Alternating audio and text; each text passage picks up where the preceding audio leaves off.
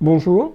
Dans une vidéo précédente, nous avons vu comment obtenir le nombre dérivé à partir d'un graphe, en utilisant le coefficient directeur de la tangente. Nous allons voir cet exercice, dire si une fonction est dérivable, et ensuite comment calculer le nombre dérivé en un point. Donc là, j'ai considéré une fonction polynôme, un trinôme du second degré, et on va chercher à calculer le nombre dérivé au point 1.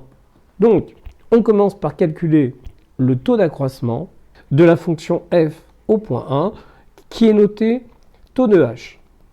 Alors, pour le calculer, c'est simple, on cherche le nombre dérivé au point 1, donc on va calculer f de 1 plus h moins f de 1, le tout sur h, en précisant h non nul.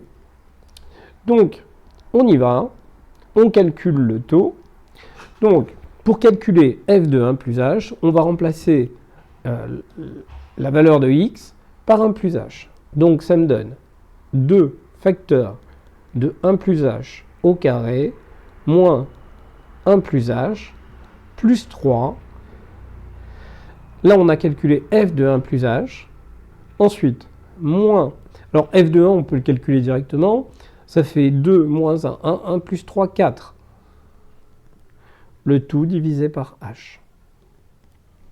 Alors, on le calcule en développant l'identité remarquable. Ça fait 1 plus 2h plus h carré.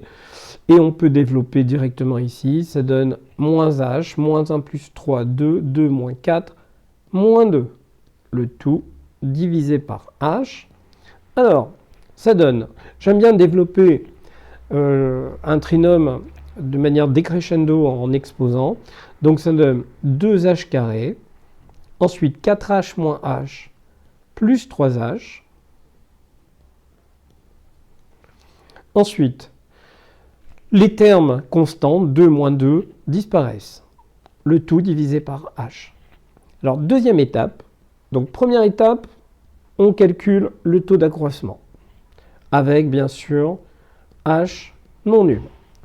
Deuxième étape, on va simplifier par h le numérateur et le dénominateur.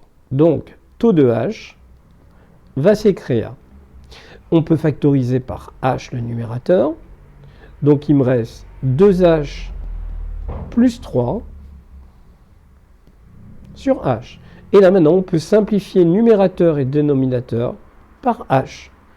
Et il va donc rester 2h plus 3. Alors, troisième étape, après avoir simplifié par h, on calcule la limite du taux d'accroissement. Donc, la limite du taux lorsque h tend vers 0, c'est donc la limite de 2h plus 3 lorsque h tend vers 0. Comment l'obtenir ?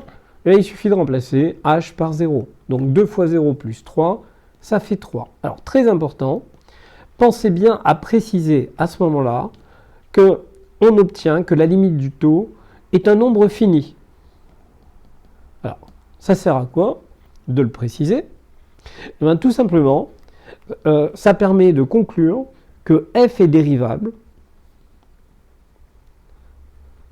en x égale 1 et le nombre dérivé vaut 3.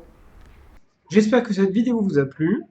Si vous le souhaitez, vous pouvez vous entraîner sur des exercices similaires en achetant mon livre sur la plateforme d'Amazon. Le lien est sous la vidéo. Bonne journée à vous!